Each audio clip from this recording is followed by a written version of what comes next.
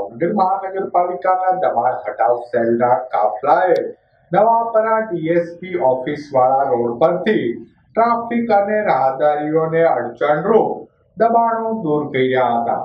ભાવનગર મહાનગરપાલિકાના દબાણ હટાવ સેલના કાફલાએ ડીએસપી ઓફિસની સામે ફરસાણના વેપારીઓ દ્વારા જાહેર માર્ગ પર કરાયેલા દબાણોને હટાવી જગ્યા ખુલ્લી કરી હતી. દબાણ હટાવ સેલના કાફલાએ કાઉન્ટર, ગેસના ચૂલા, ગેસનો બાટલો સહિતની વસ્તુઓ જપ્ત કરી હતી. ઉક્ત કાર્યવાહીને પગલે દબાણકર્તાઓમાં ફફડાટ ફેલાઈ ગયો હતો.